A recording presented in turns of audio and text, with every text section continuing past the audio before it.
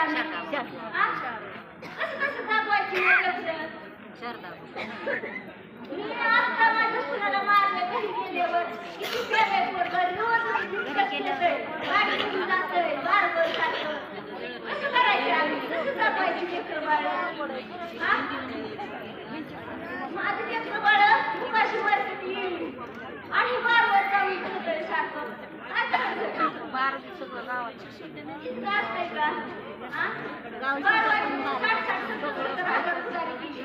कुठली द्यायची कष्ट करते रातना दिवस गाठ करते नवीन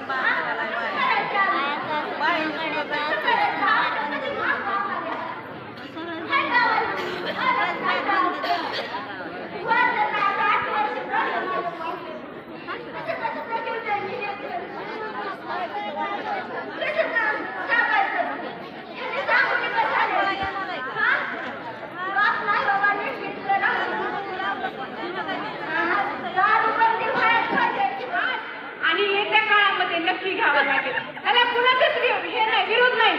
आपल्या गावचा विकास झाला पाहिजे, सगळ्या गोष्टी झाल्या पाहिजेत, सगळ्यांचे बिझनेस धंदे सगळे चालले पाहिजेत. आम्हाला आमचा कुणालाच विरोध नाही, परंतु सगळ्या गोष्टी सगळ्यांना एवढीच कळकळीची विनंती आहे की विचार काय आहे तो विचार फक्त व्यवस्थित व्हायला पाहिजे.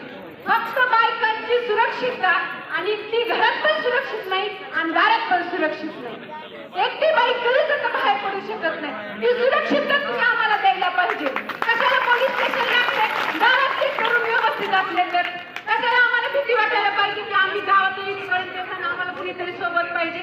कशाला ह्या सगळ्या गोष्टींचा विचार आज पुरुष वर्गाने सुद्धा करायला पाहिजे. आमची आज सगळ्या गावातल्या बंधूंना सगळ्या गावातील बंधूंना एवढीच विनंती आहे. आम्हाला लाडके आम्ही सगळ्यांना म्हणत असतो की आम्हाला जर तुम्हाला वाटत असेल की आम्ही तुमचा हे करावा आदर करावा तर तुम्ही आम्हाला बहिणी समजून खऱ्या अर्थानं जर तुमचा आम्हाला पाठिंबा असेल तर शेवटपर्यंत ह्या लढ्यात तुम्ही सुद्धा साथ दिली पाहिजे.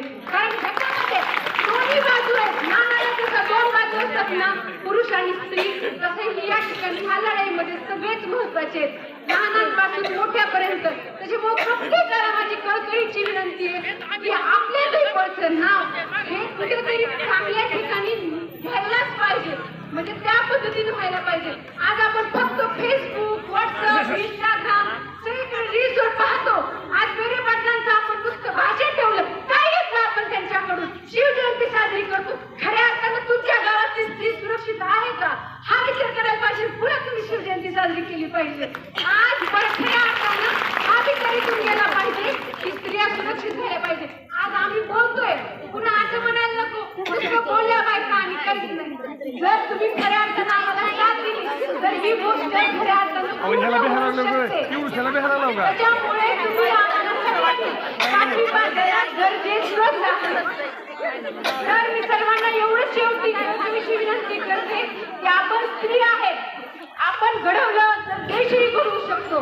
कारण जिजाऊंनी देश घडवला शिवबा घडवले आणि तोच विचार आपल्याला आज या ठिकाणाहून घेऊन जायचंय. आपल्याला स्वराज्य घडवायचं नाही किंवा आपल्याला कोणासोबत लढायचं नाही.